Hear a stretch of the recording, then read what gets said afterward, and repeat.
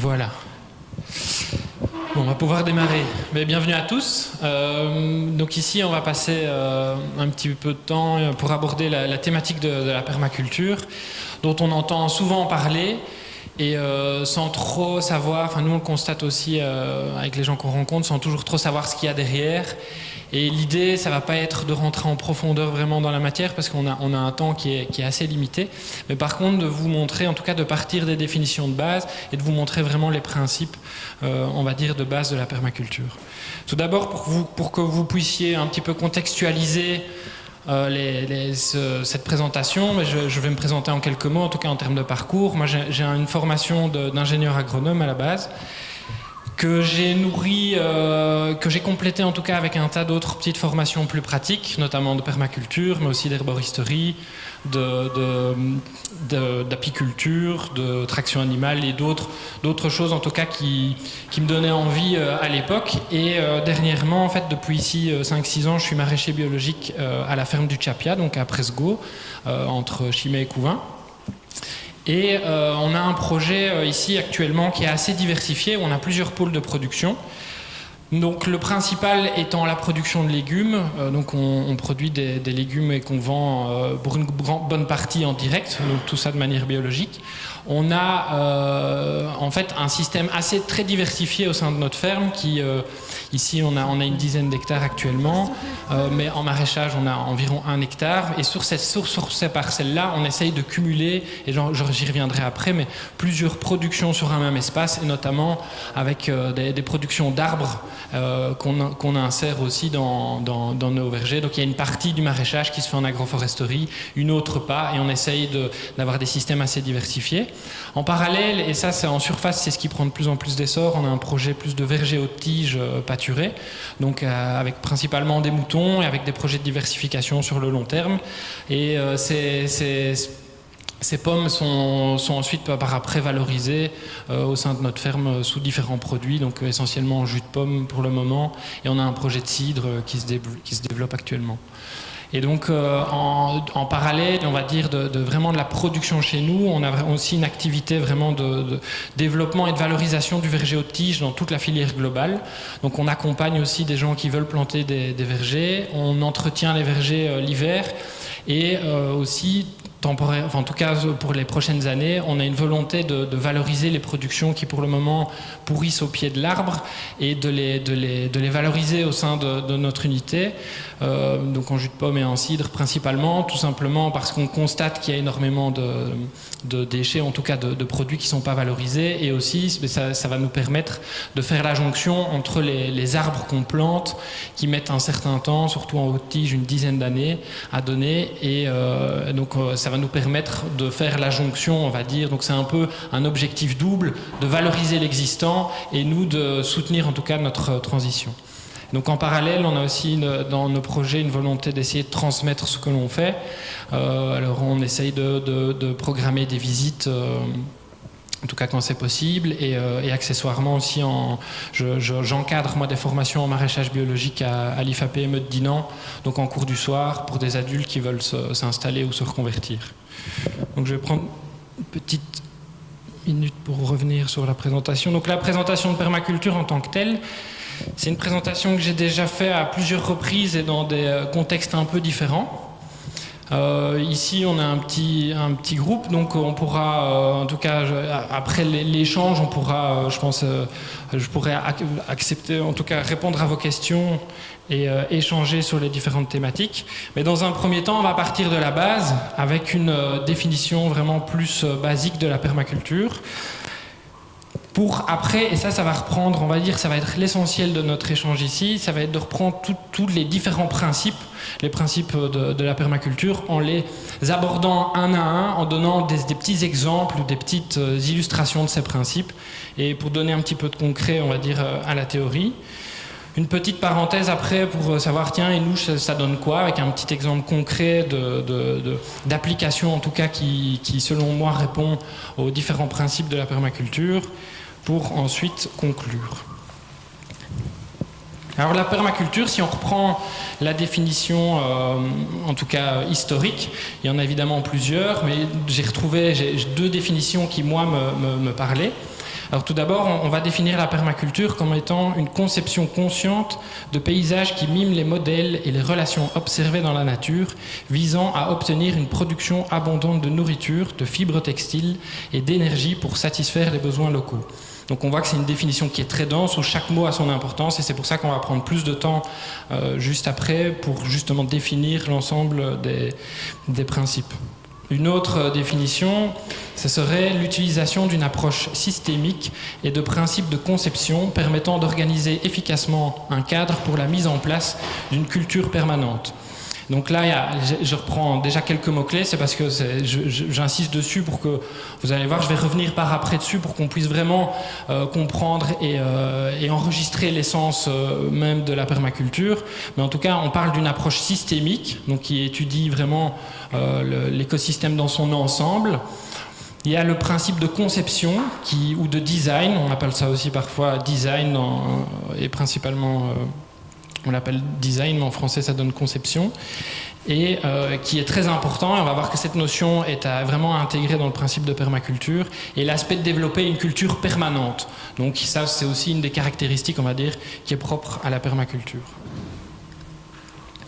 Alors j'aime bien insister au début pour dire que la permaculture, ce n'est pas une technique de jardinage bio.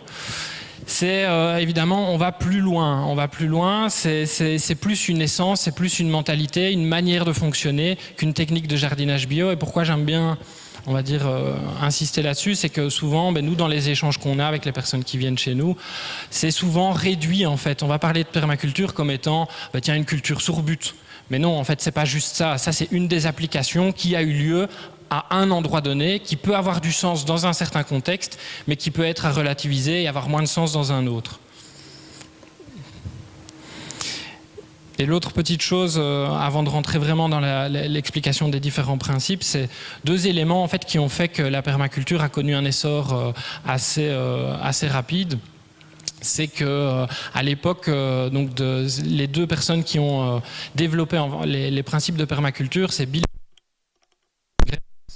qui ont développé ça dans la fin des années 70 au début, qui ont en tout cas développé toute l'identité et le contenu, on va dire, des bases de permaculture. Et puis c'est par après, ça a été transposé et en tout cas communiqué à l'échelle plus internationale. Donc là, c'est vrai qu'il y a eu une diffusion assez rapide des informations, et notamment, ils ont en fait, pour que ça se diffuse de manière rapide et que ça ne reste pas coincé dans un petit milieu, eh bien ils ont organisé des cours de design en permaculture qui étaient des cours en fait qui en général faisaient 2 semaines, et l'idée c'était d'aborder l'ensemble des thématiques principales et sous différents angles. Donc il y avait à la fois des dimensions un petit peu plus sur le sol, sur l'aspect de gestion de l'eau, sur la gestion d'écosystèmes différents, sur l'introduction de certaines productions, etc.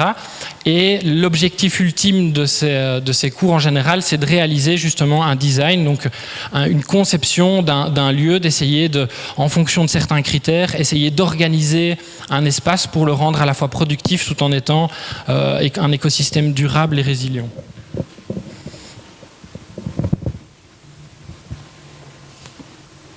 Donc si on reprend la base, en fait, c'est que David Holmgren et Bill Mollison comme socle, on définit comme socle les 3 éthiques principales, donc qu'on voit ici symbolisées par les 3 schémas du centre, qui sont la première éthique, c'est de prendre soin de la terre, prendre soin de l'humain, mais aussi de partager équitablement. Et ça, c'est un peu comme le socle, on va dire, les valeurs de base qui doivent orienter et dessiner en tout cas les différents choix qui peuvent être menés dans la gestion.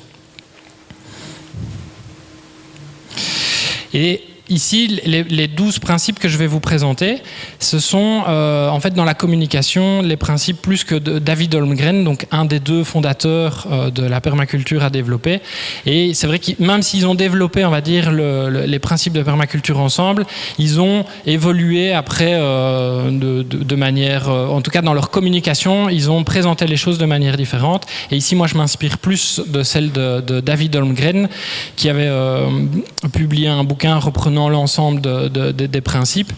Et voilà, et Bill Mollison avait publié d'autres bouquins qui vont exactement dans le même sens, mais c'est plus dans la manière de présenter et de transmettre, on va dire, l'information où on observe en tout cas des petites différences. Et donc dans les principes, il y a le premier principe qui est d'observer et interagir. Et vous voyez, vous allez le voir, mais chaque principe, en fait, il y a à chaque fois le principe en tant que tel, mais il est à chaque fois accompagné d'une image. Et ça, c'était une volonté justement des développeurs, à la fois pour qu'on l'intègre et qu'il soit représenté d'une autre manière, de l'associer à une image et pour ainsi toucher les différents types d'intelligence qu'on a chez nous. Donc certaines personnes se focalisent plus justement sur le verbe et sur le mot, d'autres sur l'image. Et donc il y a cette volonté de le présenter de manière distincte.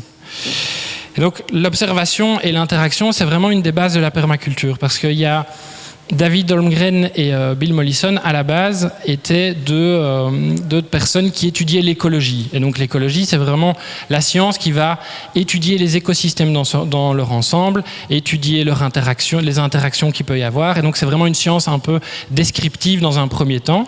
Et donc à force, on va dire, d'étudier ces milieux, ils ont pu déduire des informations justement d'écosystèmes naturels. Et au fur et à mesure, il y a une volonté de se dire, en tout cas, il y a eu une réflexion de se dire, tiens, ces écosystèmes, et notamment la forêt, ces écosystèmes sont à la fois productifs, il y a une production importante, mais ils disposent aussi d'une diversité importante. C'est pas une monoculture, une forêt, il y a énormément de variétés. Il y a énormément de variétés et on va dire, il y a plusieurs étages. Il y a la canopée, il y a les arbres qui sont très grands, mais en dessous, il y a des arbustes, au sol, il y a d'autres plantes. Donc il y a vraiment plusieurs étages, une diversité énorme. Elle est aussi habitée par une faune qui lui est caractéristique et qui participe, on va dire, à l'équilibre. Et ils se sont dit, tiens, pourquoi pas essayer de s'inspirer de ces principes et essayer de les transposer dans un modèle agricole, dans un modèle productif. Et donc ça a été vraiment une des bases, en tout cas une des bases des réflexions qui les ont amenés à essayer de développer les théories de permaculture. Et dans cet état d'esprit, il y a aussi la notion de bioindication, donc des plantes bioindicatrices, qui sont en fait, de par justement l'étude des écosystèmes, c'est l'ensemble des plantes qui vont donner des indications sur l'état, par exemple, d'un terrain. Donc typiquement, en fait, les plantes qui sont présentes naturellement sur un terrain donnent des informations. Et donc c'est important d'essayer de pouvoir les décoder et pouvoir orienter justement par après les pratiques ou les aménagements en fonction des informations que justement la nature nous transmet déjà. Et en parallèle, il y a une volonté de développer, d'être sur cette notion d'observation, mais il y a aussi l'interaction, et donc ça c'est notamment l'expérience de terrain qui va jouer ici, et donc on observe, mais on aménage des choses, on interagit, et in fine, on réobserve entre guillemets les effets de nos différentes interactions. Donc, comme exemple pour ce principe, en tout cas concret, c'est l'essor des jardins forestiers qui, comme je vous le disais, sont des espaces cultivés, mais qui s'inspirent justement d'écosystèmes forestiers qui sont durables. Mais là, on va essayer justement de profiter de la diversité des plantes, notamment profiter des productions multi-étagées, donc avoir des plantes à différents étages. Alors ce qu'on voit, il y a une chose en tout cas qu'on voit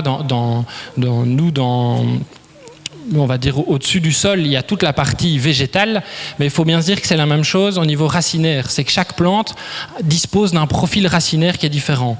Et en général, plus les plantes sont grandes, quand on a un arbre, on dit souvent qu'on a le même volume, on va dire, de l'arbre qui est aérien, on a le même volume souterrain.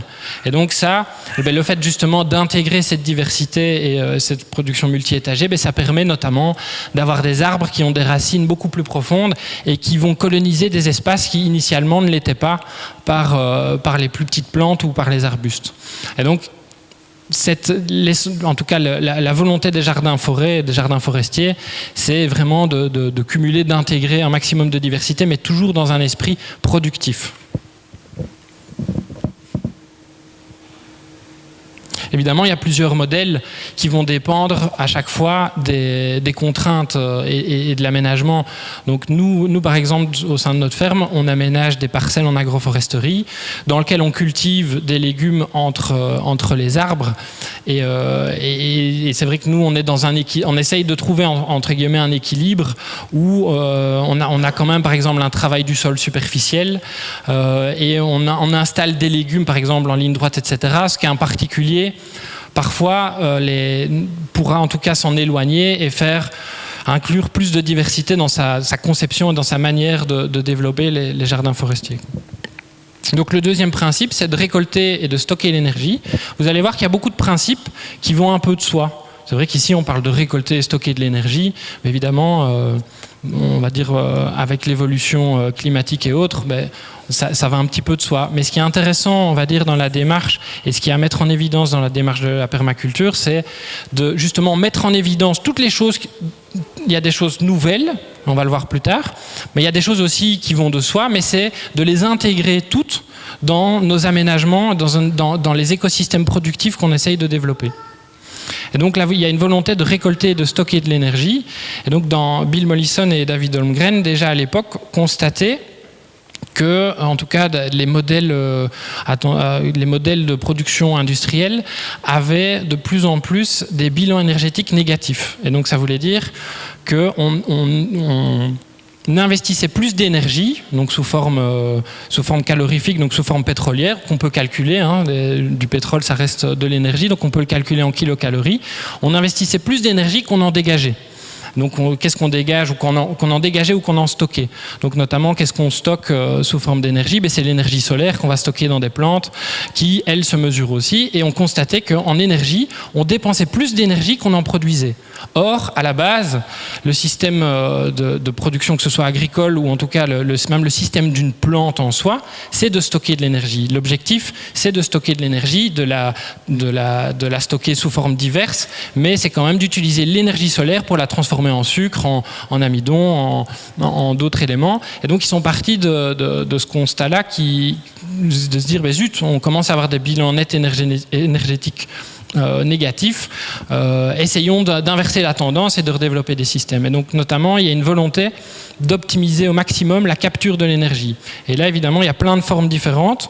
À la fois, ça va être de limiter, ça on va le reprendre dans un autre principe, mais de limiter la dépense, mais aussi, ici, on insiste vraiment plus sur l'aspect récolte et stockage. Et donc là, ça donne plein d'applications qui peuvent être différentes. Et ça, c'est un petit exemple plus à une échelle domestique, mais de coupler, par exemple, je ne sais pas si vous voyez bien, mais un poulailler avec une pépinière. Et donc, l'idée ici, par exemple, c'est quoi ? C'est de se dire, on a un poulailler qui est là, où il y a une activité animale. Donc, l'animal a une activité métabolique, il brûle des calories. Et en brûlant des calories, il produit de la chaleur.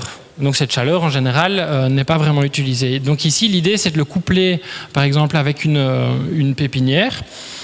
Une pépinière, nous, en tout cas, dans notre infrastructure, on est obligé de réfléchir à une protection. En début de saison, on doit avoir une protection contre le gel.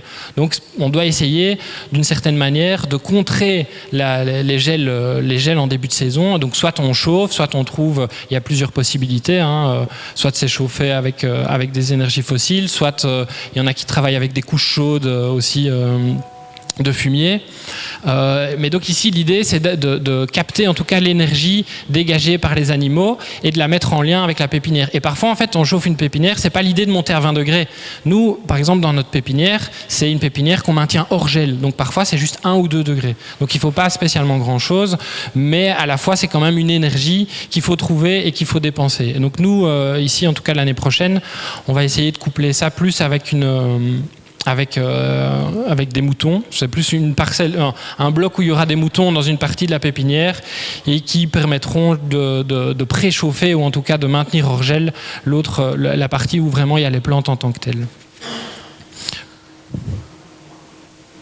Historiquement, bien sûr, c'était des choses qui étaient utilisées par les paysans. Les chambres étaient souvent près des étables, soit au-dessus, soit à côté.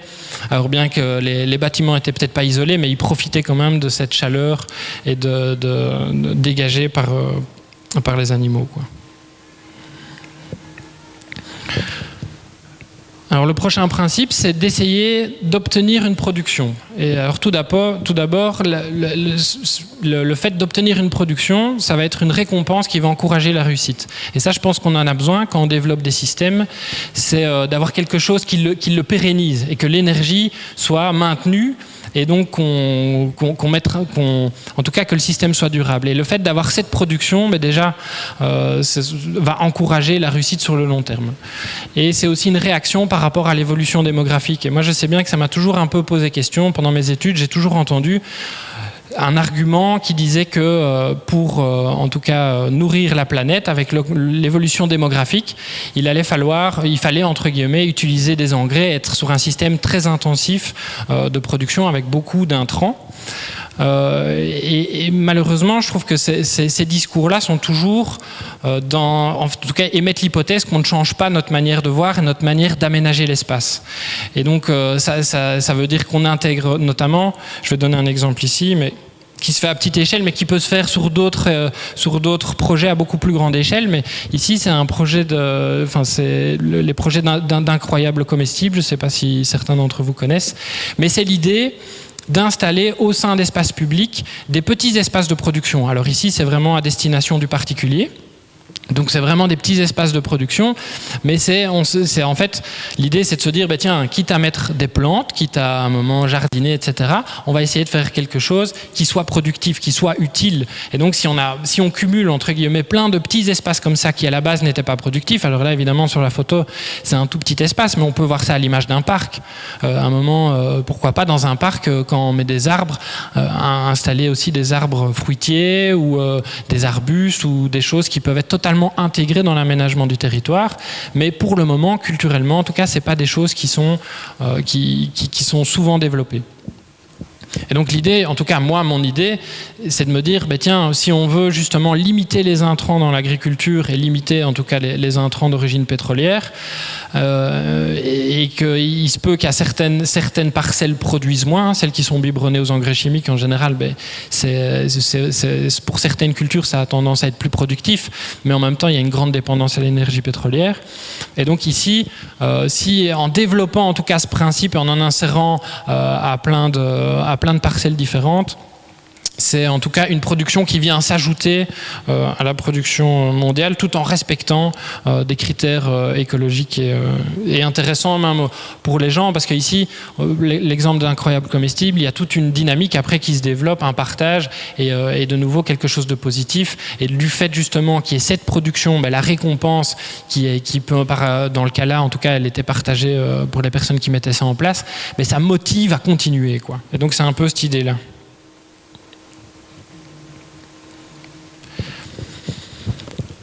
En termes de principe, ici on est plus sur un principe qui est d'appliquer l'autorégulation et d'accepter les rétroactions. C'est un principe qui, lui, sera plus spécifique, on va dire, plus spécifique de la permaculture. Et notamment, en fait, parallèlement aux recherches de Bill Mollison et de David Holmgren, ils se sont aussi inspirés d'un japonais qui s'appelait Fukuoka, qui lui, sur sa ferme, avait développé un système de culture, c'était de riz et de céréales, sur sa ferme, et qui en fait avait mis en place des techniques pour essayer de limiter au maximum ses actions. D'accord ? Donc c'est notamment d'essayer de limiter le travail du sol. C'était sa manière de semer était aussi faite en sorte qu'il y ait un passage et avec une gestion en tout cas facilitée. Et donc il y a un peu cette idée d'avoir des systèmes auto-entretenus. Et ça, je vous donnerai un exemple plus tard. En tout cas, nous, un des exemples qu'on met en place chez nous. Et donc c'est l'idée que parfois on dépense beaucoup d'énergie à lancer un système, mais c'est qu'au fur et à mesure ce système s'auto-entretienne. Et donc souvent, en tout cas dans les courants permaculture, il y a il y a plus de valeur qui est donnée aux plantes vivaces, et que ce soit des légumes, que ce soit des arbres, etc. Et donc c'est vraiment cette idée d'avoir une plante qu'on installe à un moment donné, mais qui va rester pendant plus longtemps. Là où sur la plupart des espèces qu'on mange, on est sur des cycles annuels, où donc on recommence à chaque fois le travail. Mais parallèlement, c'est aussi, même si on est sur des cycles annuels, pour certaines cultures, on n'a pas le choix. Pour la plupart, en tout cas au niveau légumes, en ce qui me concerne, on est sur des cycles qui sont plus annuels. Mais dans l'aspect de la volonté d'appliquer l'autorégulation et d'accepter les rétroactions, il y a la nécessité d'utiliser des variétés végétales qui vont être plus rustiques. D'accord ? Donc des variétés qui vont moins dépendre justement des petits soins qu'on pourrait leur apporter. Mais aussi, c'est valable au niveau végétal, mais c'est aussi valable évidemment au niveau animal. Et donc là, on a un exemple, ou plutôt on a un contre-exemple belge qui va illustrer ce principe, c'est que nous en Belgique, on a eu tendance à sélectionner des animaux toujours de plus en plus gros, notamment en niveau bovin, au niveau blanc-bleu belge, et on constate que maintenant ces animaux, maintenant même juste pour mettre bas, ont besoin de césarienne. Donc là, en termes d'autorégulation, on est vraiment à côté de la plaque. Là où on pourrait, et c'est le cas pour d'autres types d'élevage, limiter ça et justement prendre des races végétales des races animales qui sont justement autonomes à ce niveau-là. Mais donc ça peut être le cas aussi pour l'alimentation. Évidemment, il y a des races qui seront plus rustiques que d'autres. Elles ont toutes des caractéristiques différentes, mais en tout cas, il y a une volonté d'utiliser des variétés à la fois végétales et animales qui sont plus rustiques. Donc, le prochain principe, c'est de favoriser les ressources renouvelables. Alors, notamment, évidemment, l'objectif, c'est de diminuer la dépendance vis-à-vis des ressources externes et surtout pétrolières. Ici, c'est vrai que depuis plusieurs années, à plein de niveaux, notre agriculture va dépendre du pétrole, aussi bien au niveau du tracteur, mais au niveau de la gestion de plastique, etc. Et donc, il y a une volonté de diminuer ça. Et donc, en termes d'illustration, il y a dans les pistes qu'il peut y avoir et qui doivent être en tout cas réfléchies et adaptées en fonction des modes de production, mais en tout cas dans mon domaine qui est le maraîchage, une des pistes serait d'utiliser plus de traction animale. Et donc ça, évidemment, il y a des choses intéressantes, il y a beaucoup de choses à redévelopper, notamment tout ce qui est outillage, etc., parce que c'est un savoir-faire qu'on a perdu, c'est aussi tout le savoir-faire de mener l'animal, etc. C'est des choses qui culturellement en tout cas ont été perdues et qui pourraient se développer. Et donc voilà, il y a une possibilité d'aller plus vers ce sens-là. Évidemment, ça met du temps à reconstruire, on va dire. Dans les autres principes qui sont plus qui vont plus couler de source, on va essayer de ne pas produire de déchets et de favoriser les cycles fermés de la matière. Donc un exemple que j'avais trouvé intéressant dans les voyages qu'on a pu réaliser avec mon épouse, c'est vrai que je l'ai pas présenté en guise d'introduction, mais on a beaucoup voyagé dans des fermes via le système de woofing, où on est parti dans beaucoup de pays différents. Et dans ces pays-là, on a notamment visité la Suède, dans les parties un peu plus reculées. Et ce qu'on a constaté là-bas, c'est qu'il y avait beaucoup plus d'utilisation et de valorisation de toilettes sèches. Et c'est vrai que nous, on sortait, on était étudiants, on avait évolué dans la région, et le fait de voir même des espaces publics en dehors des festivals qu'on peut peut-être connaître, type de chez nous, mais là c'était vraiment des espaces publics, des toilettes publiques où il y avait des toilettes sèches, et ça nous avait un peu marqué. Et en fait, ce qu'on a constaté, c'est que pour la plupart des gens, c'était devenu normal. Et donc ça m'a juste interpellé et je me suis juste dit, tiens, en fait, il y a quand même une question culturelle. C'est qu'ici, je pense que quand on présente l'idée, c'est pas encore quelque chose d'admis. Et donc, voilà, ça illustre juste la partie, on va dire, culturelle et l'influence culturelle que ça peut avoir dans nos pratiques, quoi. Alors, le prochain principe reprend plus justement, là on est de nouveau plus dans un principe qui s'inspire plus, qui est vraiment spécifique de la permaculture. Si vous vous rappelez, dans la présentation, dans la définition de base, j'avais parlé notamment de la notion de conception. Et donc ici, dans la notion de conception et de design, l'idée, on va le voir après, mais d'intégrer un maximum des principes et des éléments ici que je vous présente dans la conception vraiment d'un écosystème dans le but de le rendre productif, d'accord ?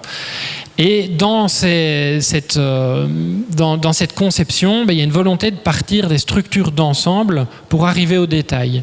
Et ce qui doit être mis en évidence, c'est qu'on va essayer d'analyser en tout cas l'espace dans lequel on est et d'avoir plusieurs niveaux de réflexion pour à la fois valoriser des plus grosses informations, on va dire, qui vont définir vraiment l'organisation de l'espace, mais à la fois aussi valoriser le petit.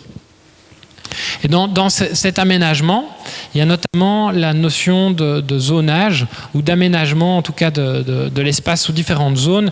Et donc là, on est plus dans une gestion qui va être, enfin, dans un principe qui va favoriser la gestion continue des projets, où en fait, dans un cadre théorique, on part d'une zone, si on aménage par exemple un espace productif qui est une ferme ou autre, on va avoir une zone 0 qui sera la zone de l'habitat, ou en tout cas le bâtiment en général, ou la zone qui est fortement la plus fréquentée, on va dire, par l'homme. Et dans l'aménagement, on va essayer de rassembler autour de cette zone 0, on va essayer de rassembler à proximité, et donc dans la zone 1, tout ce qui va demander beaucoup de soins, beaucoup de visites et beaucoup d'entretien. Et donc ça a une partie logique, c'est un petit peu une question de gestion d'énergie, on pourrait appeler ça de la fainéantise, mais c'est pas encore vraiment ça. Mais c'est vraiment l'idée d'avoir tout ce qui demande beaucoup de soins, de l'avoir à proximité. Et nous, on le vit de manière quotidienne. C'est en fait, plus c'est loin, moins on a tendance à aller visiter la parcelle. Mais donc parfois, le fait de ne pas aller voir sur place, on ne voit pas que peut-être il y a une plante qui devient malade ou qu'il faudrait peut-être entretenir ou cueillir, etc. Et donc l'idée, c'est de rassembler en tout cas ce qui demande le plus d'énergie le plus proche. Et donc dans la zone 1, typiquement, on va mettre par exemple tout ce qui est plantes aromatiques, mais ça pourrait être aussi par exemple un poulailler, parce que le poulailler évidemment on doit le visiter, enfin en tout cas chez nous on doit le fermer le matin, il y a parfois une visite pendant la journée éventuellement pour apporter des déchets ou quoi que ce soit, et puis il faut le fermer le soir, donc quotidiennement on y va plusieurs fois, avec une zone 2, donc dans la zone 1, zone 2, il pourrait y avoir, si c'est un espace privé, le jardin, ou l'espace de production en maraîchage en ce qui nous concerne, avec une zone 2 qui va reprendre par exemple une zone plus de vergers ou de petits fruits qui vont être des éléments qui vont demander moins d'attention. Moins d'attention parce que souvent, si je prends l'exemple des petits fruits, à l'exclusion peut-être des framboises, mais plus l'exemple de cassis, on a par exemple une récolte mais qui se fait de manière condensée. D'accord ? On n'est pas comme une plante aromatique qu'on va devoir visiter, mais nous typiquement on cultive aussi du persil. Le persil, on doit récolter de manière fréquente parce qu'on est vraiment sur un produit frais. Et donc dans la zone 2, ce serait vraiment plus ces éléments, des vergers. Une zone 3 qui serait la zone des grandes cultures. Une zone 4 qui serait une zone de forêt qui serait plus utilisée pour ses ressources en tant que telles, et avec une zone 5, et ça c'est aussi une des particularités du maraîchage, c'est d'essayer de garder certains espaces qui le permettent, mais de garder certains espaces qui sont laissés à la vie sauvage et où on considère qu'il n'y a pas d'intervention. Et donc c'est une zone qui sert un peu de tampon, mais qui sert à la fois de réservoir de biodiversité, avoir des espaces justement dans lesquels on n'intervient pas, mais ça peut accueillir certaines variétés qui, elles, par contre, auront indirectement parfois un effet sur nos cultures, quoi. Alors ici, c'est vrai qu'on est dans une région où il y a encore beaucoup de forêts, mais dans l'autre extrême, donc moi j'ai étudié à Gembloux, où on est vraiment sur des grosses terres de culture où il n'y a plus d'espace forestier. Fatalement, il y a plein d'espèces animales qui sont plus présentes, et dans l'équilibre, en tout cas prédateur-auxiliaire, même pour les cultures, ça peut parfois poser problème. Et cette zone 5 sert aussi de lieu d'observation. Donc, comme je vous le disais, dans le premier principe, il y avait la nécessité, ou en tout cas la volonté d'observer et d'interagir. Et donc, cette notion d'observation de la nature, elle est importante parce que ça nous permet de décoder des informations, d'apprendre quotidiennement, parce que même l'évolution d'un espace naturel va nous donner énormément d'informations selon les saisons, selon l'évolution du climat. Il y a peut-être certaines plantes qui se plaisaient bien il y a X temps, qui progressivement se plaisent moins d'une année à l'autre en termes d'humidité, en fonction de la température, etc. Donc c'est toutes des informations qui sont importantes et qui doivent nous épauler dans la gestion de nos espaces, quoi.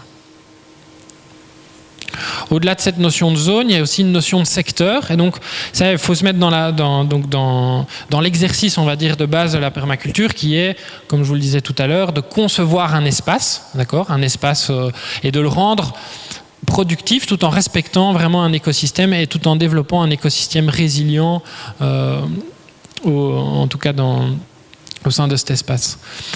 Et donc, dedans, donc il y a une réflexion d'aménagement par zone, ça c'est question énergétique, mais il y a aussi une question d'analyse selon les secteurs. Et donc, ce qu'on reprend dans les secteurs, c'est on va essayer de schématiser l'ensemble des éléments naturels qui vont conditionner beaucoup de choses sur le terrain. Et donc, notamment, ici, je ne sais pas si vous voyez bien, mais en rouge, on représente l'ensoleillement estival maximal. Et donc en bleu, ça va être l'ensoleillement hivernal minimum.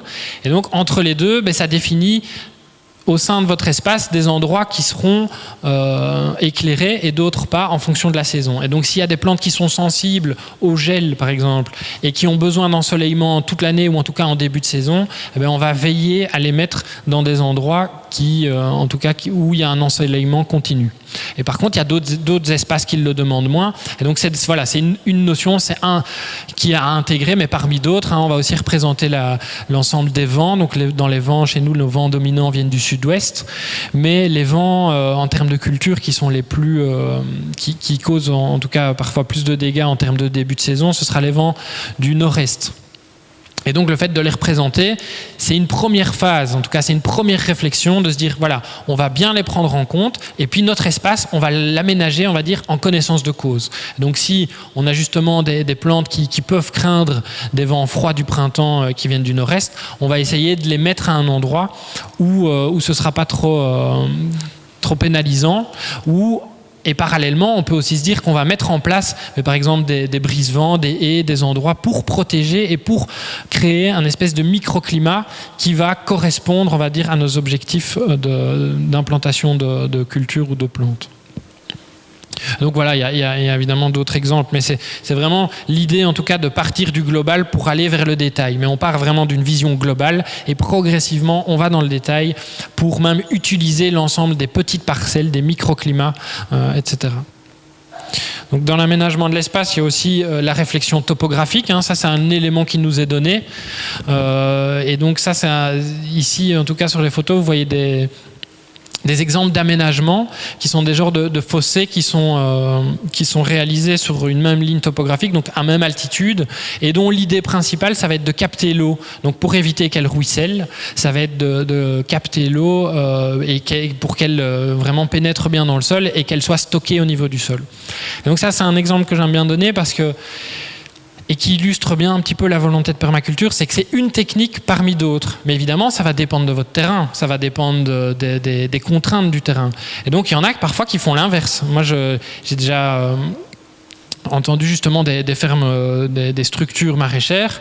Typiquement, j'ai un exemple concret auquel je pense au Québec, qui, eux, cultivaient plus dans le sens de la pente pour justement favoriser l'écoulement de l'eau. Donc eux, c'est notamment en début de saison, quand il pleut, je veux dire comme ici, mais il y a aussi la fonte des neiges et autres, et le sol met du temps à se réchauffer. Et donc on veut un sol qui soit drainé le plus rapidement possible. Et donc dans l'aménagement, vous voyez qu'on a deux aménagements totalement différents, opposés, mais ça évidemment c'est à adapter aux contraintes et à l'espace. Et c'est ça que j'aime bien, parfois en tout cas ici en guise d'introduction vraiment par rapport au principe de permaculture, c'est vous sensibiliser les personnes là-dessus, c'est que je réinsiste dessus, mais on n'est pas dans des techniques de maraîchage, on est plus dans une réflexion globale et un système, on va dire, une réflexion globale qui va servir à aménager des écosystèmes productifs. Mais les solutions, en fonction des contraintes, les solutions ne seront pas les mêmes d'un endroit à l'autre, et puis je vais même aller plus loin, d'une personne à l'autre.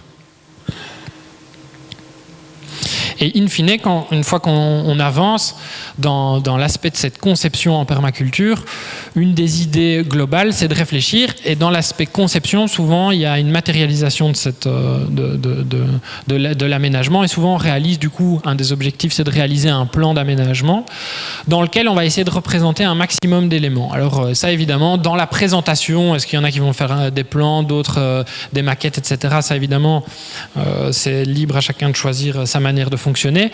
Ce que je remarque, c'est en tout cas dans les milieux plus de permaculture, il y a une créativité qui est là et qui est utilisée, qui est valorisée et qui est intéressante. Parce qu'en termes de gestion d'espace, etc., c'est la manière de représenter peut apporter des infos différentes, surtout quand on est dans des projets de groupe.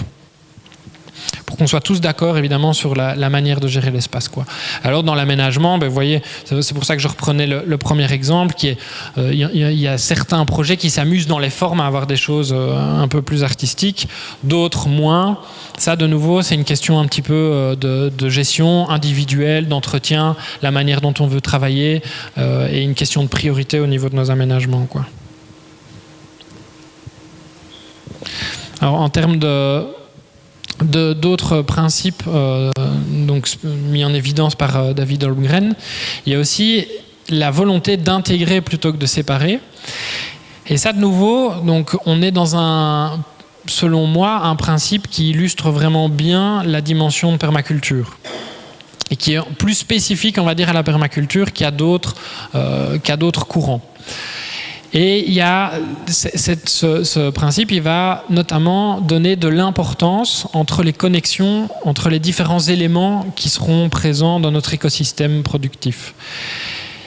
Et cette méthode s'oppose un petit peu, et ça c'était à certaines...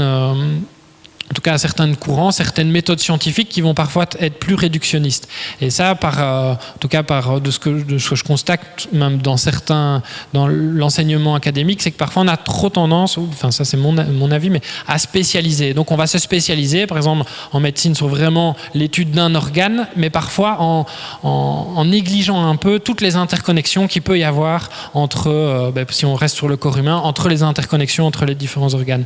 Or, on constate que dans la biologie, on est vraiment dans une science qui est très complexe, où ça peut être intéressant de se spécialiser, mais il faut pas, en tout cas, oublier l'aspect connexion entre les éléments qui va toujours avoir un effet même sur l'élément qu'on étudie en tant que tel.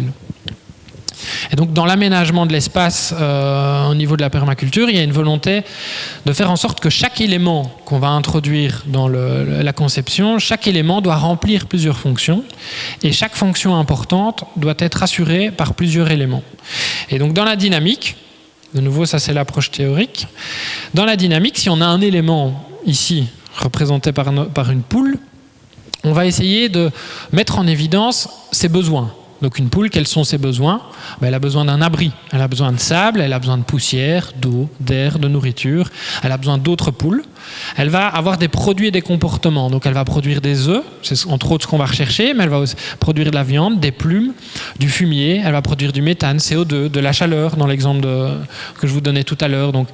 Et elle va aussi avoir plusieurs caractéristiques intrinsèques qui vont être en lien en tout cas avec leur race, sa couleur, la tolérance au climat, etc. Donc on est plus dans la réflexion globale d'un élément qu'on va intégrer dans notre conception de l'endroit. Et puis après, on va essayer de le mettre en relation avec d'autres. Idéalement, pour que ces besoins soient comblés par des produits d'autres parcelles. Et donc ça, ici, pour illustrer ça, j'ai repris, donc ça c'est plus dans une vigne où à un moment, après récolte, donc après vendange, il y a un lâcher de poules qui vont se nourrir de l'ensemble des raisins qui seront tombés au sol, qui en général étaient pourris ou en tout cas avaient des défauts, mais qui en plus du coup d'être pourris, allaient entretenir le cycle du champignon qu'on veut éviter. D'accord ? Et le fait d'intégrer un moment les poules, elles vont pouvoir s'en nourrir, mais elles vont surtout pouvoir casser le cycle du champignon et éviter qu'il s'installe de manière trop importante. Et donc on voit qu'à un moment, on valorise un déchet, d'accord, qui nourrit en tout cas la poule, donc c'était dans ses besoins au niveau nourriture, mais en plus de ça, on a une espèce de synergie qui se fait avec une réduction de l'impact des maladies. Et donc c'est la volonté de ce principe-là, c'est vraiment de jouer sur l'ensemble des connexions entre les éléments et de faire en sorte que ça crée vraiment une synergie globale, quoi.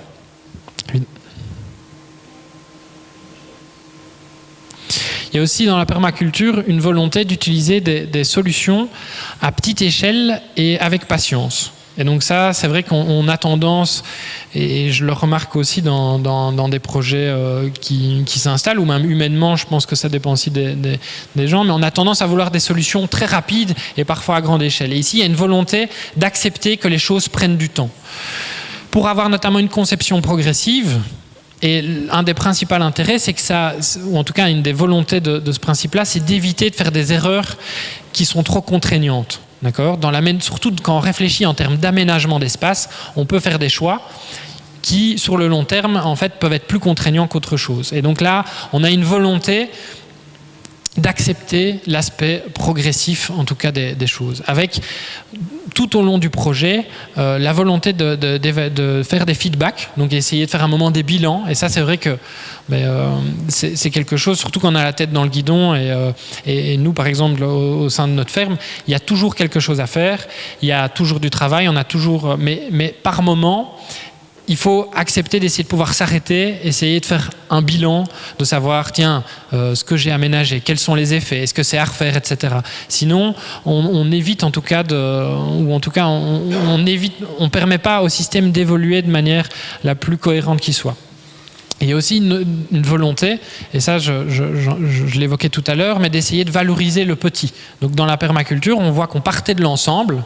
On étudiait en tout cas l'écosystème dans son ensemble, c'était notamment en termes d'illustration, cet aménagement en termes de zones et la planification selon les secteurs. Mais in fine, on va essayer vraiment de valoriser le petit. Et sur un terrain, il y a toujours plein de choses qui se font à des échelles plus petites, notamment des microclimats qui vont être définis par éventuellement le relief. Il y a aussi parfois des différences de sol. Nous, on constate que sur notre terrain, parfois, on marche 50 mètres et on a une différence de sol. On a des sols qui sont peut-être plus riches en matière organique à certains endroits, d'autres endroits où il y a plus de présence de cailloux, d'autres endroits où l'eau s'accumule, on a des endroits où il y a des sources. Sur notre terrain, à un moment, il y a une source avec un écoulement de l'eau qui est au final très local. Et donc, il y a une volonté d'essayer de valoriser ce petit dans l'aménagement et d'utiliser toutes ces petites choses qui sont en tout cas intéressantes si elles sont utilisées.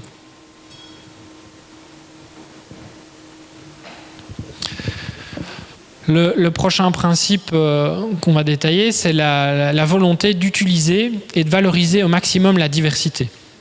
Et donc ça, c'est évidemment de développer des systèmes qui vont être dans des systèmes de polyculture, donc où on va évidemment faire un maximum de culture, en tout cas sur un même espace.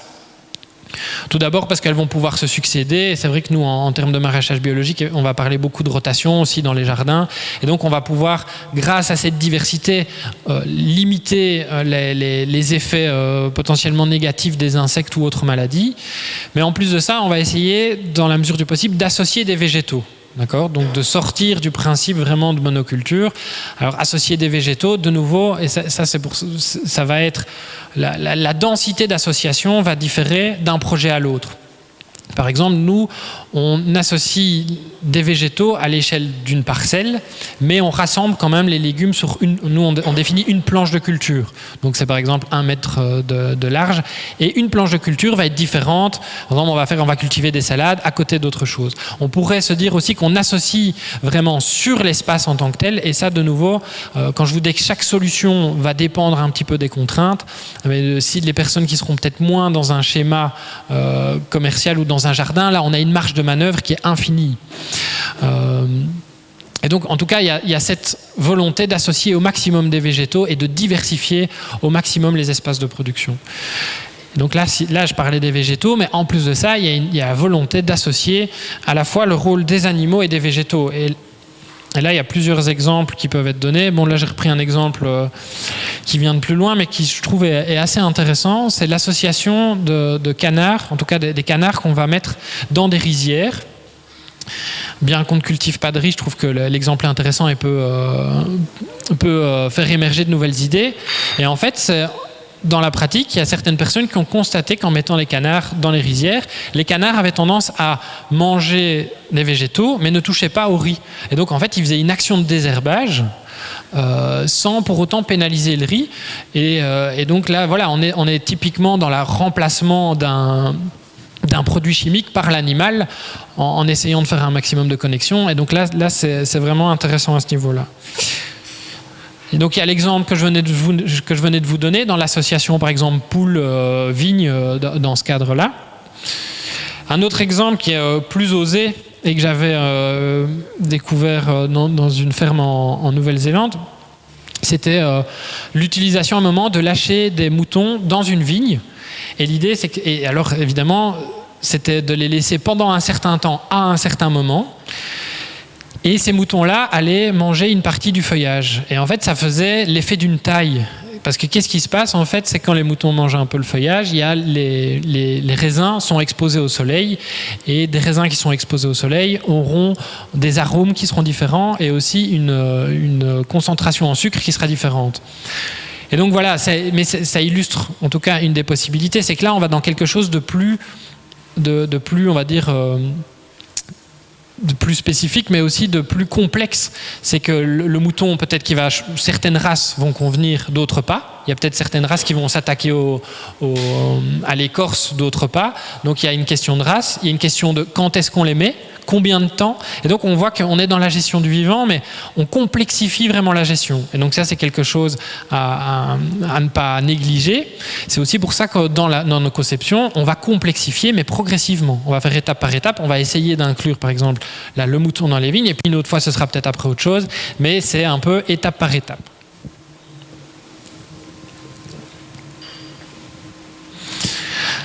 Et donc, dans la permaculture, je vous ai dit, elle est partie vraiment de David Holmgren et Bill Mollison, qui étaient deux personnes qui étudiaient vraiment l'écologie. Et en écologie, ce qu'on constate, c'est qu'on a un effet de bordure qui est en général un endroit. Donc, quand je parle de bordure, c'est la jonction entre deux biotopes différents. Donc typiquement, pour donner un exemple concret, entre une forêt et une prairie, on a une lisière qu'on appelle agroforestière. Et donc, ce qu'on constate, c'est que dans cette jonction entre deux écosystèmes, on a une diversité qui a tendance à être plus élevée que dans chaque écosystème prise de manière distincte. Et donc, c'est bien de le constater. Et puis après, l'étape d'après, c'est d'essayer de se dire, mais oui, mais comment essayer d'intégrer ça plus dans nos aménagements pour accueillir cette biodiversité qui a souvent un rôle dans la gestion des espaces. C'est vrai que nous, on travaille en biologique au sein de nos cultures, et souvent la meilleure manière de lutter contre les maladies, c'est la prévention. Et la prévention, souvent, elle va se faire dans le maintien d'équilibre au niveau de la biodiversité. Donc ça va être d'essayer d'accueillir au maximum des espèces qu'on va qualifier d'auxiliaires. Typiquement, si je vais prendre un exemple concret, mais d'avoir des espèces qui accueillent les coccinelles pour gérer la population de pucerons. Étant donné qu'on n'a pas de produit à un moment pour les gérer, on va essayer de favoriser au maximum l'ensemble de la biodiversité, et même d'aller dans un sens de biodiversité qu'on appelle fonctionnel, donc qui va jouer un rôle bénéfique sur notre écosystème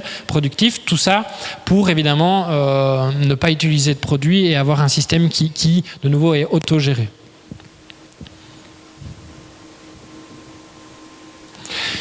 Et alors, une autre chose que j'aime peut-être bien et que je remarque, enfin en tout cas que moi j'identifie, qu'on retrouve plus souvent dans les aspects permaculture et qui est aussi à gérer, mais c'est la volonté de réagir de manière créative, d'oser entreprendre de nouvelles choses. Et ça on voit notamment dans les exemples, et j'en ai d'autres qui existent, mais dans les exemples d'associations, par exemple de plantes et de végétaux, eh bien à un moment il y a des gens qui se sont dit tiens, et si on essayait ça ? Et puis souvent, parfois, il y a peut-être un échec. Et puis alors, ils réajustent. Et puis on change. Et il y a des exemples au niveau de la diversité de plantes et au niveau de la diversité animale qui sont intéressants, dont plein de choses qui sont fatalement pas connues. Et donc, pour les trouver, évidemment, il faut les chercher. Et dans l'aspect de cette recherche, mais je pense que parfois, il faut oser entreprendre de nouvelles choses, sortir des sentiers battus. Et c'est parfois ce qui va amener à des découverte assez intéressante. Voilà pour l'ensemble des principes que j'ai repris de nouveau de manière très très sommaire, parce qu'ici l'objectif, normalement, c'est des choses qui sont abordées sur un timing beaucoup plus long. Ici, l'objectif, c'était vraiment de condenser au maximum et pour en tout cas rester dans le timing voulu. Mais ce qui est important, en tout cas, et ça je réinsiste dessus, c'est quand on voit tous les principes, avec certaines choses qui vont de soi et d'autres qui sont plus originales, c'est vraiment d'intégrer tous ces principes-là dans la gestion, dans l'aménagement d'un espace, quoi. Et c'est l'ensemble de ces principes qui donnent du sens à la permaculture. C'est pas en se focalisant sur une seule chose que ça donnera du sens, en tout cas au niveau de l'aménagement des espaces. Alors un petit exemple, et c'est vrai que moi je vais parler de quelque chose que je connais peut-être un peu plus que d'autres, mais en préparant, c'est une conférence que j'avais préparée il y a très longtemps, mais je m'étais dit, mais tiens, c'est vrai que c'est intéressant ces principes, mais est-ce qu'il y a des choses chez nous, nouvelles ou pas, qui répondent et qui reprennent un maximum, on va dire, de ces différents principes. Et c'est vrai que du coup, j'étais tombé sur les vergers haute tige pâturés. Et comme je vous le disais, c'est un des modèles auxquels nous, on croit énormément et qu'on développe de plus en plus. Et donc, tiens, je me suis dit, mais tiens, on essaierait bien de faire l'exercice et de voir, est-ce que ce modèle de production répond aux principes de la permaculture ? Et donc, si on reprend tous les principes, on parle d'observation et d'interaction, mais d'observation, et je vous donnais l'exemple de jardin forestier, là, il n'y a pas la même diversité d'étages, on va dire, que dans l'exemple des jardins forestiers en tant que tel, tout simplement parce qu'il y a l'animal et que l'animal, si on met par exemple un cassis, il va manger, et qu'on le laisse toute la saison, il va manger le feuillage, et donc il y a des choses qui ne sont pas toujours compatibles. Mais en tout cas, on est quand même dans un système qui part d'une certaine observation, et notamment du système plus forestier, où on a plusieurs étages de production. On a aussi une interaction.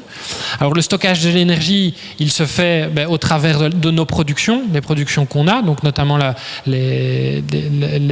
niveau de l'élevage. Donc il y a un stockage sous forme d'énergie dans la production de moutons, mais aussi dans la production de fruits, mais aussi dans la production sur le plus long terme de bois.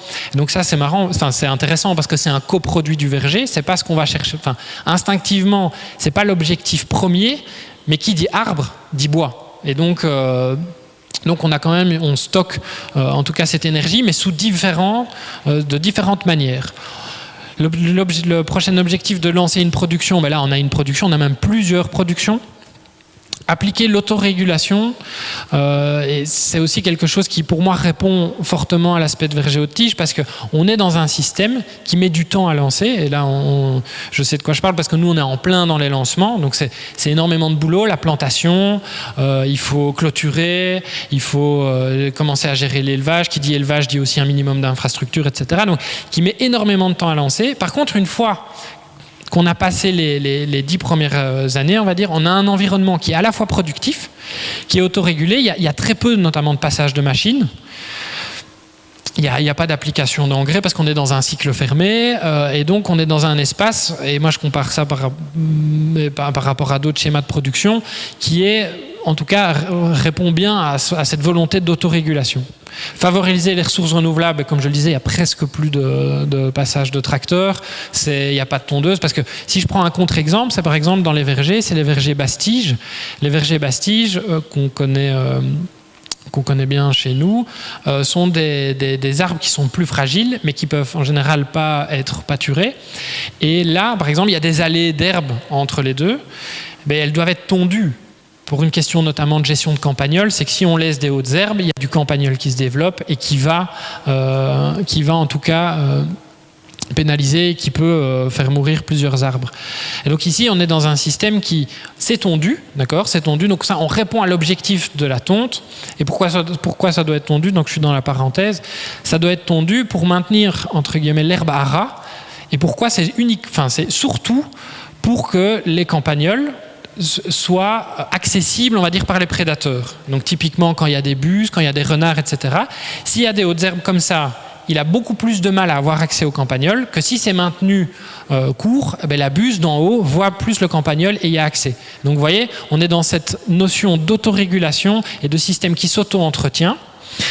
Et on voit que chaque élément il y a plein de connexions entre les différents éléments. Donc le mouton va à la fois entretenir à ras, donc permettre à la buse par exemple et aux renets et aux autres prédateurs d'avoir accès au campagnol, mais en plus de ça, en limitant à ras, on limite la compétition entre l'arbre et la prairie, et donc souvent on a des arbres qui sont plus vigoureux aussi. Et donc on voit qu'en fait il y a plein d'interconnexions entre les différents éléments, et je pourrais aller beaucoup plus loin, il y a évidemment plein d'autres choses qui peuvent être développées au sein de cet écosystème de verger, quoi. Donc pas de déchets, on est vraiment dans un cycle fermé, hein. Les déjections animales restent sur le sol et donc renourrissent les arbres, et donc vraiment dans un schéma tout à fait fermé. Dans l'aménagement, on est obligé de partir dans l'aménagement d'un verger, obligé de partir des structures d'ensemble vers le détail, et notamment, même si on est sur une même espèce. Donc nous, on plante beaucoup de pommiers, étant donné qu'on a surtout des projets de valorisation en cidre sur le long terme. Même au sein d'une même espèce, chaque variété va avoir un comportement différent. Et donc il y a des variétés qui vont plus tolérer d'avoir les pieds dans l'eau. En tout cas, de manière transitoire, parce que les arbres en général, s'il y a trop d'eau, les arbres fruitiers, ils sont pas dans leur bon environnement. Mais il y a quand même certaines variétés qui vont plus s'y plaire que d'autres. Et donc, dans l'aménagement de notre espace, on va peut-être mettre certaines variétés en fond de vallée. Celle-là qui est plus exposée au vent parce qu'elle a un port et un bois qui est plus solide. Celle-là, on va mettre une autre variété plus loin pour telle raison. Donc, on va de nouveau partir dans l'aménagement d'un verger, idéalement, de cette structure d'ensemble pour aller vers le détail, quoi. Intégrer plutôt que séparer. Donc ça, pour rappel, c'était le principe qui mettait en évidence l'importance de faire des liens et de créer une synergie entre les différents éléments. Et donc là, je vous ai donné l'exemple avec le mouton, mais en fait, on peut encore aller plus loin. Nous, notamment, on a la volonté à un moment d'intégrer justement les poules aussi, qui vont avoir plusieurs liens, plusieurs fonctions. Elles vont avoir une fonction au niveau insectes, c'est qu'elles ont tendance à gratter et puis à aller manger des larves, notamment du Carpocaps, qui vont avoir un effet néfaste sur la culture du pommier. Donc de nouveau, on essaye de sortir du schéma de produit et de se dire, tiens, on veut limiter le Carpocaps. Enfin, on est tous d'accord où on veut pas que nos pommes on veut avoir une récolte, mais on va essayer de le faire par un autre élément, et en même temps, cet élément, quitte à devoir se séparer de cette larve, autant qu'elle serve à nourrir, on va dire, les poules. En plus de ça, elles vont passer, en général, elles vont gratter, elles vont ébouser. Donc de nouveau, normalement, c'est quelque chose qui est fait par une machine.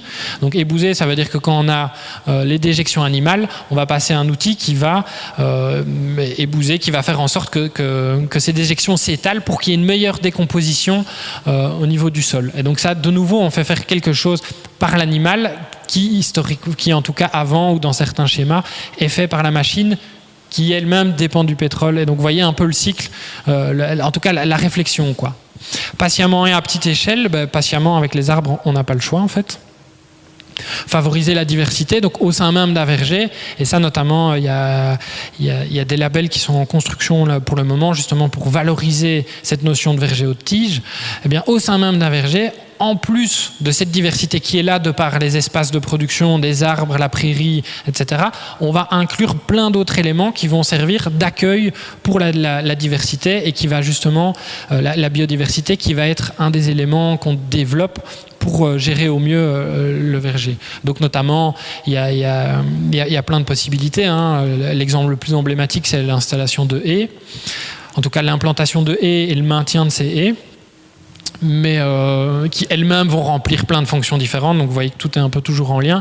Mais en plus de ça, d'essayer d'avoir des endroits, éventuellement une mare, des tas de cailloux en général. Il y a une biodiversité qui est spécifique à des endroits de cailloux. Du bois mort. Le bois mort, c'est aussi assez important d'avoir un petit espace, ne fût-ce qu'un petit espace de bois mort, pour accueillir une partie de cette biodiversité. Et donc, il y a plein d'autres éléments qui vont pouvoir être importants. À installer aussi d'autres essences, pas être que sur du verger, mais de temps en temps mettre un arbre qui va peut-être avoir une hauteur plus importante, etc.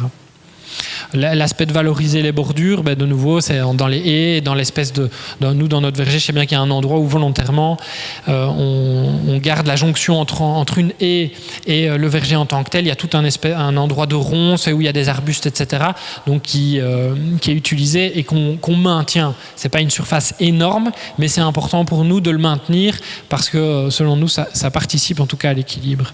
Et réagir de manière créative, ça évidemment, il y a une partie d'existant, il y a une partie des choses qu'on voit, mais il y a plein de possibilités, et comme je le disais, ça va dépendre des contraintes de chacun, mais au niveau association animale, il y a des possibilités. Nous on réfléchit par exemple pour certaines parcelles à faire des tests avec plus des canards. Et qui dit canard dit on va peut-être pouvoir avoir des arbres qui vont avoir, enfin je ne vais pas rentrer trop dans le détail, mais des charpentières qui seront plus basses et donc des arbres des fruits qui seront plus faciles à cueillir. Et donc il y a une diversité énorme qui peut exister. Et dans les modèles de production, pour le moment, au niveau même maraîchage, il y a plusieurs courants et plusieurs choses qui se développent en termes d'agroforesterie, mais en fait tous les modèles sont à construire. Et donc là il faut oser tester des nouvelles choses. Et puis évoluer avec ça et puis essayer de faire quelque chose qui, in fine, sera cohérent, quoi. J'avais pris un autre exemple qui était plus sur l'implantation de haies, qui pouvait, en tout cas l'implantation, le maintien de haies. Et on pourrait évidemment refaire le même exercice et voir que c'est des éléments qui répondent en tout cas grandement, alors bien que connus. Les haies en tout cas et les vergers haute tige, c'est des choses qui existaient avant. Mais après, on peut toujours améliorer de par la connaissance qu'on a acquise, essayer d'améliorer par exemple la composition des haies, l'aménagement, etc.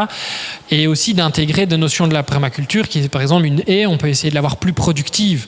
Et ça, de nouveau, ça dépend des projets. Mais nous, dans nos haies, on a notamment implanté beaucoup de sureaux parce qu'on a un projet de valorisation des fleurs de sureau.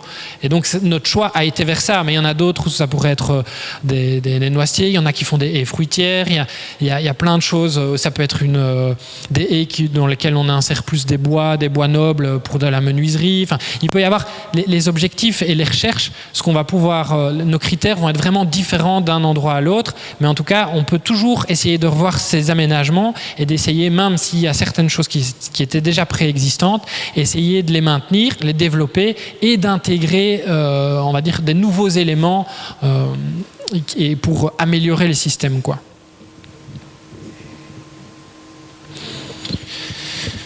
Et si on prend un peu de recul par rapport à tous ces principes de permaculture, en fait, on voit qu'il y a des choses qui peuvent être adoptées, qui peuvent en tout cas nourrir d'autres secteurs, et notamment moi, je trouve que dans l'aménagement du territoire, mais même l'aménagement d'une ville, il y a des choses qui sont intéressantes. Il y a des visières, il y a une manière de voir les choses qui peut en tout cas nourrir l'aménagement du territoire et qui, pour moi, peut donner parfois plus de cohérence. Mais on va pouvoir l'avoir aussi dans la culture, l'éducation, finance et économie. Et donc, on voit que progressivement, il y a plusieurs courants qui se sont inspirés de ces principes de permaculture pour les adopter et les transposer, on va dire, dans d'autres domaines. Un des exemples connus, on va dire, c'est dans tout le circuit, enfin les théories de ville en transition développées par Rob Hopkins, qui lui s'inspirait fortement justement de ces principes de permaculture à la base, mais on voit que ça a été aménagé et transposé dans une multitude d'autres domaines. Évidemment, c'est sans fin, il y a énormément de choses qu'on peut faire. Voilà pour l'ensemble des principes et des théories. Alors en termes de nouveau, on a vu le temps qu'on avait ici, on était obligé de le voir de manière très synthétique et condensée. Donc c'est vrai qu'il y a beaucoup de choses que je vous ai vite données de manière succincte. Donc ici, pour terminer, j'ai envie de reprendre un petit exercice plus de transmission. Mais j'ai essayé de reprendre, alors selon ma vision, les éléments qui étaient les plus importants au travers de la permaculture. Donc c'est un peu selon ma grille de lecture, mais je pense qu'il y a des choses qui sont communes pour beaucoup de gens. Et dans permaculture, je ne l'ai pas dit, mais c'est la conjonction de deux mots, culture et permanente. Et donc on a la notion de culture, d'accord ? Donc on parle d'agriculture, on parle justement d'espaces qui seront productifs, mais il y a aussi la culture au niveau végétal, mais il y a aussi la volonté d'intégrer la culture humaine. Et ça, je pense vous l'avoir déjà transmis, mais chaque solution doit être adaptée à un endroit, à un espace, mais aussi à la culture. Est-ce que les gens, l'idée évidemment, c'est que les solutions soient appropriées et soient maintenues dans le temps, et donc évidemment, il faut que ça convienne et que ça corresponde à l'environnement socio-culturel des projets. Il y a l'aspect permanent ici qui est symbolisé par l'arbre, mais qui est utilisé, en tout cas qui pourrait être symbolisé aussi avec l'ensemble des plantes vivaces, mais pas uniquement. Mais il y a une volonté, en tout cas, d'avoir un système vraiment sur le long terme, un système productif sur le long terme.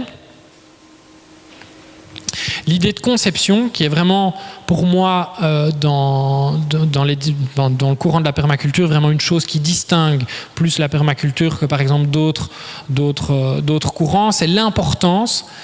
Ça ne veut pas dire que les autres ne le font pas, mais c'est l'importance qui est donnée à la conception, l'importance qui est donnée à la réflexion par rapport à la conception d'un endroit.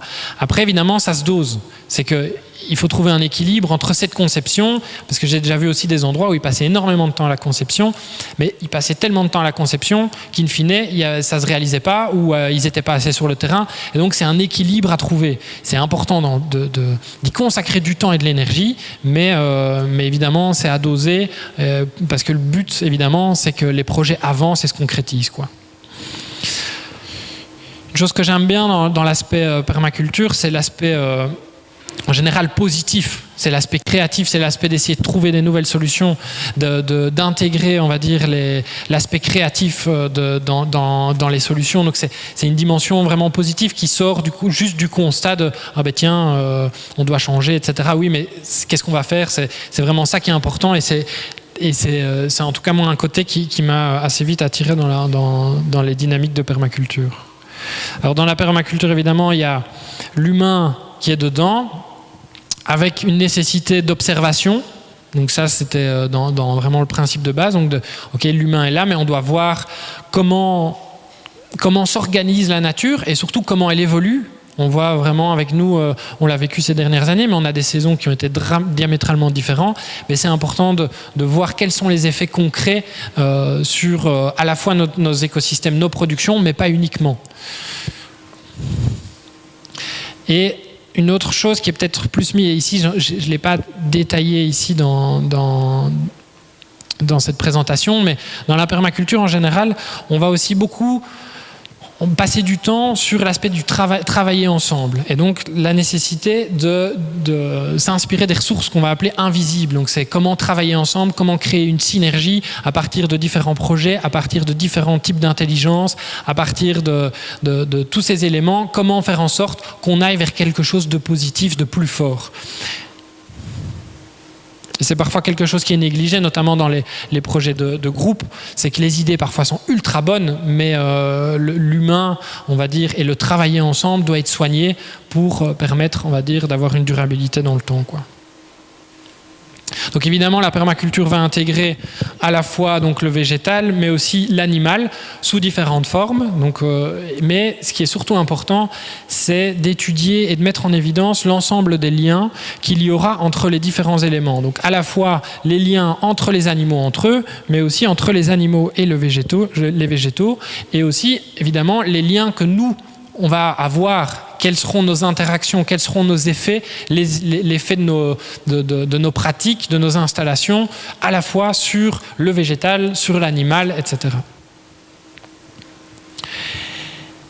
Et une fois qu'on a tout ça, c'est la volonté de garder vraiment une vision d'ensemble. Et on va parler de vision systémique, donc qui va étudier l'ensemble du système en caractérisant donc à la fois le petit, les liens entre eux, etc., pour faire quelque chose de plus cohérent, de plus résilient. Donc la résilience, ça va être la capacité d'un système à répondre à des changements. Et donc ça, c'est très important, je pense, d'aller dans ce sens-là. Au niveau aménagement des espaces, c'est qu'il y a beaucoup d'inconnus, notamment en termes, enfin il y a beaucoup de choses connues au niveau évolution du climat, mais il y a aussi beaucoup d'incertitudes, et donc il faut avoir des systèmes qui sont à même de réagir à plusieurs hypothèses, d'accord ? Un exemple, on a un réchauffement climatique, mais quel effet en niveau température, quel sera l'effet de la fonte des glaces sur le Gulf Stream? Donc on voit que il y a beaucoup d'incertitudes même déjà sur le court terme, mais encore plus sur le long terme, et d'avoir un maximum de résilience, eh bien ça va permettre à ces systèmes de réagir vraiment un maximum. Et donc on est obligé de garder cette vision de l'étude de l'ensemble et des liens qui existent entre les différents éléments. Voilà pour ce qui était de ma présentation. Je vous remercie en tout cas de rester attentif pendant cette heure et demie. Et si vous en avez, on peut procéder à des petites questions, en tout cas un échange à ce niveau-là. Je ne sais pas si certains d'entre vous ont des questions, des remarques ou des choses éventuellement à partager concernant ces thèmes de permaculture. Ce que j'ai juste pas dit, c'est que donc ici c'était vraiment l'aspect introductif, mais évidemment il y a plein de structures qui organisent des cours, on va dire plus longs. Nous pour le moment on ne le fait pas chez nous, mais il y a des structures qui existent au niveau wallon, au niveau français et autres. Et donc ça je vous redirige, si c'est des thématiques qui vous intéressent, je vous redirige vers d'autres organismes de formation ou même des bouquins. Il y a énormément de choses qui circulent, et donc évidemment si vous voulez aller plus loin, il y a une source d'information qui est presque infinie. Voilà. Petite question, je crois qu'ils étaient censés apporter un micro, mais je vais... Un micro, ok. C'est parce que s'il faut... Ouais, c'est pas... Ok. Ah, ok. Tu avais dit, c'est deux messieurs là, je crois, des États-Unis qui ont un peu... D'Australie, ok. Et un Japonais qui est un peu derrière. Mais j'imagine quand même que ce concept, c'est une histoire beaucoup plus longue. Ça peut être même le commencement de la culture moderne, ça fait quelques milliers d'années. J'imagine quand même que ces concepts, c'était avant la culture industrielle, disons, c'était peut-être courant aussi en Europe. Il faudrait peut-être juste fouiller comment les paysans ont fait, ça fait 500 ans, j'imagine. Je ne sais pas ce que tu pourrais dire un peu sur ça. Oui, clairement. Et c'est pour ça que dans les exemples que je donnais, et c'est pour ça que j'ai joué sur l'aspect de verger haute tige, qui pour moi est très intéressant. C'est quelque chose qui avant était beaucoup plus commun. Et notamment dans l'utilisation même de l'écosystème verger haute tige, avec la diversité, la résilience. De un, parce qu'il n'y avait pas l'énergie, donc les choix étaient différents. De deux, c'est même au niveau des utilisations, par exemple, des variétés rustiques, etc. On avait, par exemple, il y a tout un patrimoine qui existe de variétés qui ont des autres comportements. Donc, comportements, par exemple, des variétés qui se stockaient hors frigo jusqu'au mois de mai, juin. Et donc, c'est des variétés qui ont été sélectionnées pour ça, qui, heureusement, chez nous, ont été maintenues. Et donc, maintenant, se redéveloppent. Ce n'est pas le cas de toutes les régions. Mais évidemment, ça répondait déjà il y a en tout cas pas mal de choses qui répondaient déjà à cet aspect permaculture. Mais après, l'idée même de tout rassembler et de l'idée théorique, et c'est pour ça que pour moi, la permaculture, ça reste une genre d'idéologie, c'est théorique et c'est un outil à la conception d'endroits. Ça, c'est eux qui ont pris du temps, on va dire, pour tout rassembler, pour vraiment présenter chaque principe, les mettre ensemble, etc. Donc ça, c'est vraiment eux qui l'ont fait. Mais dans la pratique, évidemment, il y a des choses anciennes qui existaient. Mais j'aime bien prendre aussi l'aspect du verger comme exemple, c'est qu'il y a des choses anciennes qui étaient super intéressantes, mais il y a des nouvelles à intégrer. Et donc, c'est pas juste l'aspect de on reprend ce qu'il y avait avant, on retourne 50 ans en arrière au niveau des vergers, c'est au niveau même de l'aménagement des vergers, il y a plein de choses qui ont évolué au niveau du suivi. Par exemple, si je dois rentrer dans le type de taille qui est effectué, maintenant, on n'a pas la même gestion qu'on avait avant, parce que les connaissances techniques ont évolué. Et donc, c'est important de les intégrer dans les systèmes. Au niveau des recherches variétales, il y a des nouvelles variétés, et c'est le cas en Wallonie, qui ont été sélectionnées à partir d'anciennes. Donc, qui gardent des critères super intéressants, mais qui, en fait, je vais donner un exemple. Par exemple, il y a la transparente de l'Édin, qui est une pomme qui est aussi rustique que les anciennes, qui est très bonne, etc., mais qui a une mise à fruit plus rapide. Et en général, il y a beaucoup d'anciennes variétés, il y avait une mise à fruit plus lente.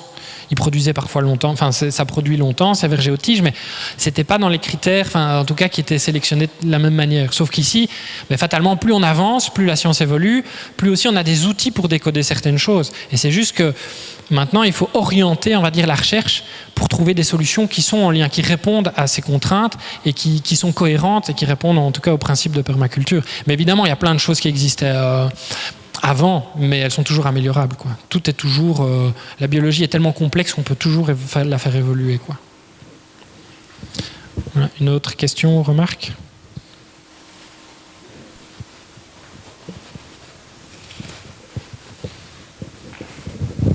En fait, je me demandais, quand on n'a pas une grande ferme, quand on a un peu d'espace, vu que c'est une philosophie, c'est une façon de voir la nature et de la vivre, est-ce qu'il n'y a pas moyen de participer un petit peu ? Mettons, si on a 100 mètres carrés de terrain, est-ce qu'il n'y a pas une logique de permaculture on peut se dire juste j'ai la place pour 3 pommiers et d'autres choses. Et où est-ce qu'on peut trouver des références ou du soutien pour développer des démarches comme ça ? quand on n'a pas envie de devenir fermier ou fermière? Tout d'abord, pour répondre à la première question, c'est clair que même sur des petites surfaces, il y a énormément de choses à faire. Et je vais même aller plus loin, c'est que souvent, dans les exemples qu'on voit en permaculture, etc., c'est plus des choses justement qui sont faites sur petites surfaces. Il y a les schémas qu'on a, justement, la butte de permaculture, etc., c'est des choses qui en général sont faites sur des petits espaces. Et c'est vrai que moi, je suis venu avec ma casquette de maraîcher, et donc j'ai involontairement, j'ai tendance parfois à transposer certaines théories à ma réalité parce que c'est celle que je connais le mieux. Mais sur des petits espaces, aussi petits soient-ils, il y a plein de choses à faire. Quand on parle justement d'association de végétaux, mais on a beaucoup plus de flexibilité sur un petit espace quand on n'a pas de contraintes justement, où les objectifs, il n'y a pas de contraintes économiques, parce que nous, c'est ce qui oriente certains de nos choix. Heureusement, malheureusement, j'en sais rien, mais on est dans une logique qui doit répondre à certains objectifs. Une fois qu'on est dans une logique plus, en tout cas, qui s'éloigne de ça, on a beaucoup de portes qui s'ouvrent. Enfin, ça, c'est mon avis, en tout cas. Mais donc, au niveau petit espace, il y a énormément de choses à faire dans la diversité. Et je pense que c'est justement, quand je donnais l'exemple des incroyables comestibles, c'est tous ces petits espaces accumulés font des surfaces énormes, et donc notamment avoir des espaces qui accueillent de la biodiversité au sein des jardins. Mais si on a plein de petits espaces, par exemple, où il y a encore des fleurs indigènes, etc., qui permettent aux butinaires, aux insectes de se développer, qui servent de refuge, aussi petits que ce soit, c'est utile. Et surtout que s'il y a plein de petits espaces, ça fait des gros. Et donc ça, il y avait je sais pas, dernièrement, je ne sais pas si vous l'avez reçu, mais dans la région, on a reçu une des nouvelles, je ne sais plus comment ils appellent ça, mais un petit magazine du parc naturel, où à un moment, ils avaient expliqué comment mettre en place des jardins à haute biodiversité. Et donc, ce n'était pas juste l'idée de on ne tombe plus, il y avait quand même une logique d'entretien qui est très intéressante pour maximiser, on va dire, la biodiversité intéressante au niveau des jardins. Donc, il y a vraiment plein de choses. Après, pour la deuxième question, au niveau des endroits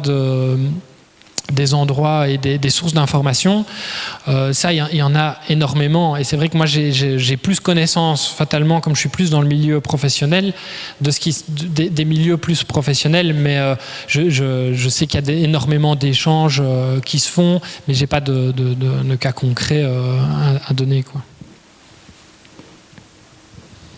D'autres questions? Non. Eh bien, je pense qu'on va pouvoir en rester là, alors. Parce que moi, je dois aller jouer de la musique après. J'ai un timing. Donc, je